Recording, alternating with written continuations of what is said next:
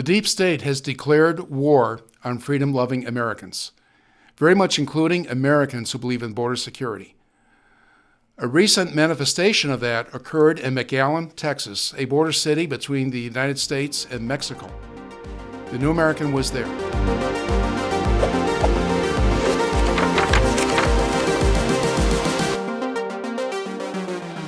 Hello, everybody. This is Gary Benoit, your host for Beyond the Cover. And we have with us today Alex Newman, Senior Editor for the New American Magazine. So we're glad to have you with us, Alex. Great to be here. Thank you so much, Gary. Thanks. Now, Alex, you were at a recent event for Standing Up for America that was held in McAllen, Texas. It was the end of January. And I think 1,000 people or thereabouts were expected at that event. It did not work out that way. One of the reasons the event was held in McAllen was to expose what is happening on the border. But only a couple hundred people showed up, and it was sabotaged by the deep state. What happened? Yeah, actually, thousands of people were expected, but at every step of the way, the deep state and subversive forces did everything possible to stop that. They had actually sold over 1,000 tickets, is what I'm told, through Ticketmaster. And as it was relayed to me by the organizers, Ticketmaster then refunded people and said the event had been canceled. Local media hosts said the event had been canceled, so people in the community thought it was canceled. And also, what I understand from talking to the organizers is that the services to buy the tickets were constantly going down, constantly having errors. I think they said they had 100,000 people go to the place to buy tickets, and none of them were able to get it. So it was obvious sabotage at every step of the way. Obviously, the social media companies were doing their part, suppressing every effort to draw attention to this event. And by the time it started, they had an auditorium, a stadium. They expected the stadium to be absolutely filled. And about 150 to 200 people came because everybody who was supposed to be there was told that it was going to be canceled. So. Wow. Now, a lot of these people, of course, would be coming from outside the area, but I'm sure they were expecting people to show up from McAllen where the event was held. But I understand that even in McAllen, people thought the event was canceled. Yeah. You had the local media saying it was canceled. You also had people from the city government saying that it was canceled. Of course, they have no authority to cancel any kind of event. Mm-hmm. That's not their business. That's not within their authority. But you had a very concerted effort to lead people falsely to believe that the event was not going to be taking place when obviously it was. We were there. So. Right. Why do you think this deep state would go to those lengths, and what are the organizers doing about it? Well, I think the reason why they just were so determined to shut this down was because it would have drawn a lot of attention to the border. And I think Trump very strategically narrowed in on a few existential threats to the United States, and one of a handful was the border. And he really worked hard to get that under control. In fact, I interviewed the head of Customs and Border Protection down there. He said that when Trump left office, the most secure border that had ever existed in history was in place. And then the Biden administration, he said, deliberately destroyed that for political purposes. So what's happening here is an agenda much bigger than illegal immigration. It's even bigger than drug trafficking and smuggling slaves and child victims for sex trafficking across the border. It's much bigger. It's part of what looks to be a war on our country.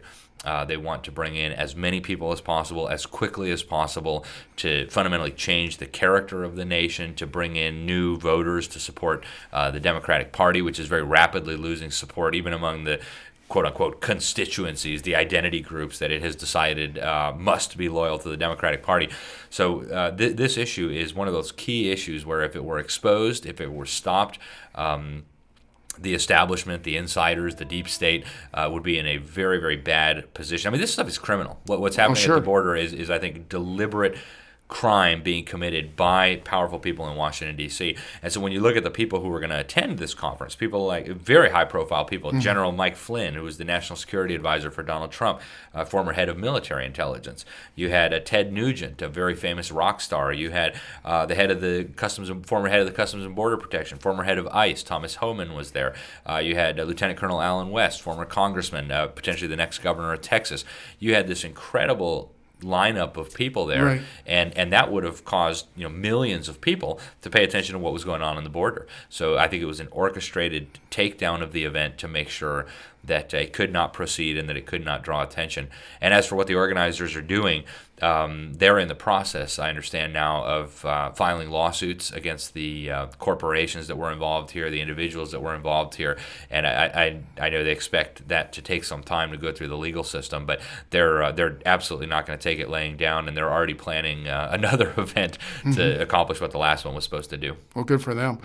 But the speakers you just cited, they actually did show up, so they apparently did not get the memo that the event was allegedly canceled. Right, yeah, all the speakers were there, the volunteers were there, the people who needed to be there were there, just the audience did not come because they had been told that it wasn't happening. So it's incredible, isn't it, that could happen in the United States of America, to get that kind of participation on the part of the people who were providing the tickets online and whatnot, to say an event was canceled that was never canceled to begin with. Yeah, I really wonder what happened there. It'll be interesting to see what comes out in Discovery. It wouldn't surprise me if very powerful people leaned on them. We just saw something similar in Canada with the GoFundMe refusing to send almost $10 million to the truckers that have been donated to the truckers. And already law enforcement is involved now. The state attorneys general in Texas and Louisiana and Florida are now probing this. But what happened with the event in Texas is that there was absolute media silence. A handful of articles appeared, but you never would have known that this was a significant event. They didn't give the names of the speakers. They portrayed it as just this fringe gathering of right-wing kooks and extremists and QAnon supporters. They said over and over and over again. I don't know who they were referring to as a QAnon supporter, but very dishonest. And so a person reading the news would have had absolutely no idea what happened. I think it's fair to say, Alex, that the people who were at this event, the speakers and also the attendees, were not people who supported QAnon. No, I think that's a very safe assertion, and they were also not any of the other things that they were called. It's one of the Democrats that they interviewed for one of the TV programs that did cover what happened in a very superficial way. Again, you would have no idea what actually happened, but they interviewed a Democrat politician, and he said, "Oh, I'm so glad law enforcement is taking the threat of this event seriously, as if it were like a gathering of terrorists or something." I mean, these are literally the people that were running the federal government a year and a half ago. Now being painted as terrorists, domestic extremists, threats, etc. It's simply mind-boggling that could have happened and that they could have gotten away with that. But I don't think they're going to get the last laugh.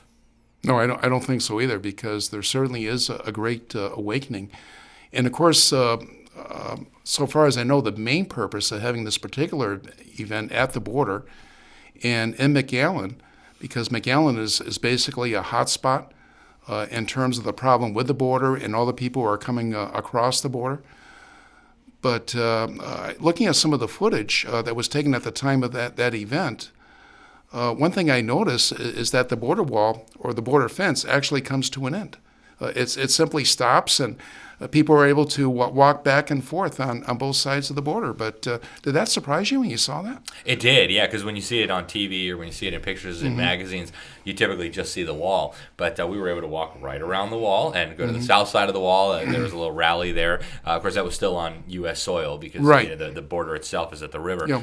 But yeah, the Biden administration has done everything possible to make sure that the wall would not be finished. In fact, a lot of the money that was spent on the materials and equipment just basically went to waste. The Texas governor, as I understand, has been trying to get that process started again. But no, right now the wall is essentially not a wall. I mean, there are pieces of it, but of course anybody could just walk right around it with no problem. But despite the fact that the wall was not completed, there's no question that under the Trump administration, that there was a lot of border security compared to today. Oh, absolutely. And that under Biden, there was an abrupt change in policy. As a matter of fact, under the laws of the United States, there is supposed to be a border, but how about the reality? Would you say in terms of the application of the law that there is a border today? A border in name only, maybe kind of like Republicans in name only.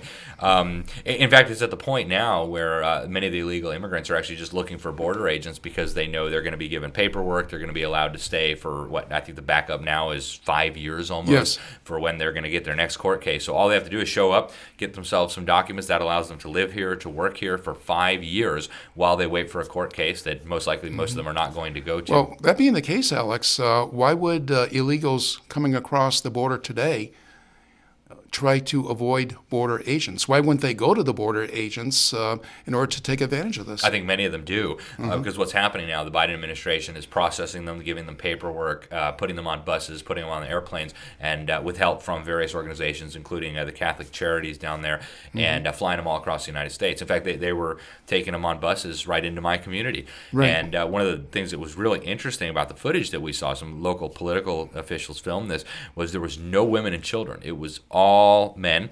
And, you might say, well, okay, they're going to come up here and work and maybe send money to their families. Okay. But it's very, very interesting. And I think there are good reasons for concern. Some of the estimates that we heard from the people that we interviewed, we talked to virtually all the speakers. They said there probably have been 3 million people who've crossed that border since the Biden administration took over, and and that's just the start of it. Of course, once they get legal paperwork, which is the Democrats' plan, is to give amnesty to everybody. Then they'll call for their sisters, their brothers, their cousins, their uncles, their aunts. So this is just the beginning of a massive, massive influx that will be coming. Now, these flights that you're talking about, who's paying for those flights that are taking the illegal aliens to other parts of the country? Well, we actually interviewed a man who spent 30 years in the Border Patrol, Mr. Frank Lopez. He's running for Congress now. Wonderful, wonderful man, and true patriot. And he said that the Biden administration had even commandeered one of the local, I forget if it was an Air Force base or some sort of military landing strip that they have there. And he said they were just flying 737s in, loading them up with illegal immigrants, shipping them all over the country. It seems like they're especially targeting red states for this influx. A lot of them are coming to Florida. He said a lot of them are going to Mississippi. Our governor has actually proposed $8 million in the next budget to start shipping these illegal immigrants to Delaware, to Biden State, and to Martha's Vineyard, where the elites live. But something very significant is going on here. The head of the Border Patrol, when we interviewed him, the head of the Customs and Border Protection, which I guess oversees the Border Patrol, he said that just the ones that they have encountered, the Border Patrol guys, coming from over 150 different countries. Wow. A lot of these are nations that are known to be very hostile to the United States. A lot of them are nations that are known for having a massive terror problem. So this is a national security risk like we can't even begin to imagine.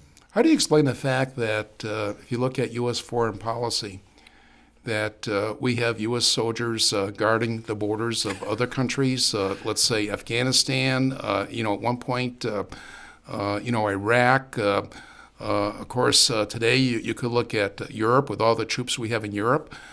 We still have many soldiers in South Korea guarding the border between South and North Korea. So we're doing all those things. But how about the border of the United States with Mexico or Canada? It's really an incredible dichotomy. And to hear all these Democrats in Congress running around like chickens with their heads cut off about the Ukrainian border and the Ukrainian sovereignty, it defies belief. How can they pretend to be so concerned about borders on the other side of the world when our own southern border is wide open? And I think what's going on here is just very childish political games. They see a political advantage in allowing the border to be open. They believe that it will help fundamentally transform America, as Barack Hussein Obama put it. And they see a political advantage and an advantage for the ultimate agenda of a new world order in getting us embroiled in this conflict in Ukraine and Eastern Europe. So when you understand the ultimate agenda, which is to ultimately bring down the United States and build this one world system, suddenly the open borders for the United States and the alleged concern about Ukrainian borders makes perfect sense. Now, I know if you look at the history of the United States, it's been said that we are a nation of immigrants. But yet there's a great contrast between then and what's happening today, because if you look at the past, people came over here to become a part of the American dream. They pulled themselves up by the bootstraps. The subsidies that were provided, by and large, were handled privately. You did not have this welfare state magnet that we did today. And of course, many people did come over as immigrants and have become wonderful citizens and a great part of America. But that's not what's happening today, is it? That's not at all what's happening today. My part of my family came from Europe, and the stories get passed down. As soon as they came, no more of their own language. And my wife is an immigrant, and there's a very significant difference between coming here because you love the country, because you want to become part of the country, or coming here to mooch off the welfare system and send money home. And I think the Democrat agenda is very clear. On the one hand, they want to import as many people as possible On the other hand, they're bringing them in and then radicalizing them against America. Yes. They're telling them to come in. They're putting them on welfare. They're giving them handouts from taxpayer money. Then they're telling them, oh, this country you just moved to, it's a white supremacist abomination. They're oppressing you because you have more melanin in your skin than the average American might have. It's simply ludicrous from the perspective of common sense. Why would any sane person who likes America import a bunch of people and then tell those people that the country they just came to hates them and is oppressing them and that they should try to overthrow it? It's absolutely nonsensical until, again, you realize the agenda is to take down this country, to overthrow our constitutional system, and eventually merge us into this one world order that they're building. Which may sound like a fantastic statement, Alex, but at the same time, when you look at the evidence, there is no other conclusion you can come to. Right. Yep. And so that's what we encourage our viewers to do, is to take a look at the evidence. And of course, the article that you will be writing, in fact, maybe you're already in the process of writing for the New American, based on your trip to the border and based on what you witnessed at that event in McAllen, Texas, that will be coming up later, appearing in the New American magazine, and I believe for the March 28 issue. Yep. Working on it right now, just getting statements from people who are involved in organizing, and we'll be typing that up and getting it done real soon here. So, okay, before we wrap up, Alex, just one more question, because a lot of this is so negative, and yet there is the hope, because certainly we don't have to lose our freedoms, we don't have to lose our countries, but what do you recommend for our viewers as to what they can do to save America? Well, that'd be another 10-hour conversation, but I think the brief summary would be, first of all, you have to get educated. If you become an activist and you're not educated, you might as well not be an activist. You may as well be, duped into one of the false solutions that the establishment is offering. And so, I recommend that people get educated. One great way to do that is to become a subscriber to the New American if you're not yet, and read every issue that comes out and get subscribed to the online daily headlines. I recommend that people make sure they're educating their own children. Get them out of the public schools. If you want your children to be able to read and think and reason and become decent, honorable human beings and citizens, that's not going to happen in the government school system unless there's some kind of miracle. The chances are very low that your child will come out of there okay. I do encourage people to get involved with the John Birch Society, which of course publishes the New American. Right. Become a member, get involved in a local chapter, get involved working in your local community to educate the people there. And I think that's how ultimately we're going to have to turn this around. And of course I tell people, get on your knees, pray, read your Bible, get more involved in your church, get involved in important things, promoting morality and goodness. And that's a very small summary of what could be said, but getting involved is critical. Well, those are all very fundamental points that you made, and thank you very much, Alex. Thank you, Gary.